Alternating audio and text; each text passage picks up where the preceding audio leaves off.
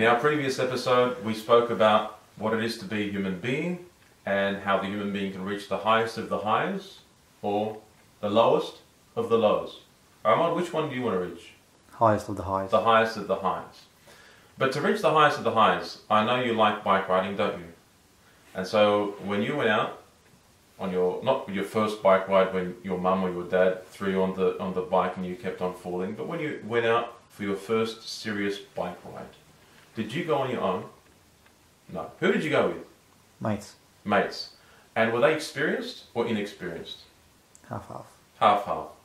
When you started to go on serious bike rides, maybe you were training for some race or you were going out for the city to surf, for instance. You wanted to do a nice run.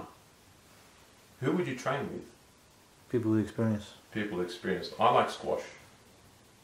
And when I used to play squash back at university, I used to play with some of my mates. I was pretty good. I used to beat them all.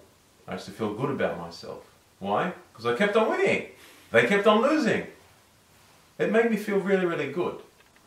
But when I started to play my cousin, the tables were turned.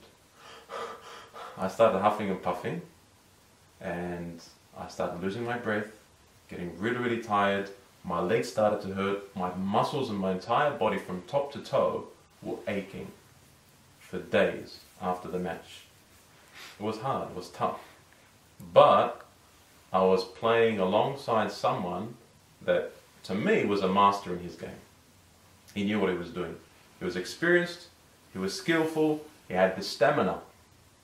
He knew the moves, he knew the tricks. Whilst I was playing, it didn't feel good. It was tough. But I tell you that the amount of lessons that I learned in those few sessions were multiple times more than the lessons I learned when I kept on winning. And that's the story of life.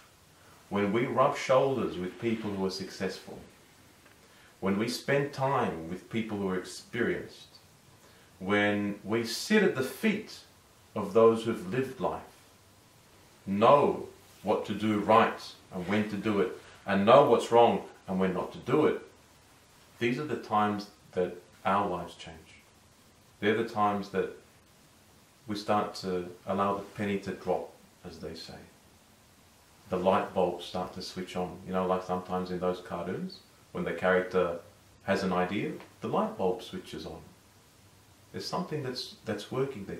That's only going to happen when we start to tap in to resources of experience, skill, dedication, and commitment.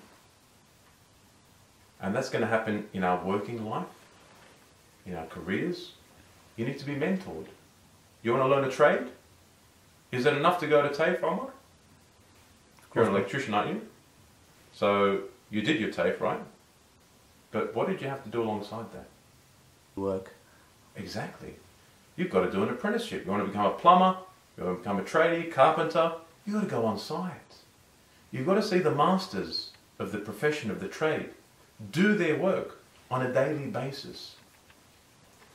That's the way you're going to learn. You can learn the theory, and you need the theory. But the theory is not going to help until you see the theory in practice. And sometimes you're going to see the master trader do something that goes against what the book said. You tell them, but the book said this. He says, but my experience says otherwise. Because we can't always apply the book in its literal application in every single situation.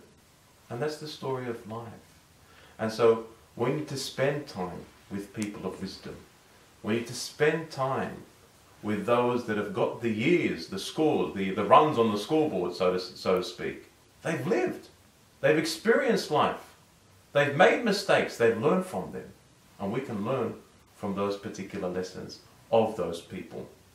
So, if you want to become the best human being, if you want to achieve the highest of the highs, then you've got to start to look. Who are the best human beings around me? And to start to spend time with them. Are you ready?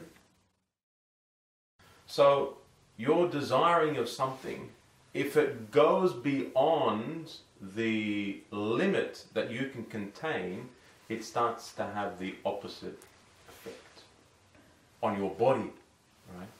And this is the case with us human beings, that every single one of our desires has limits.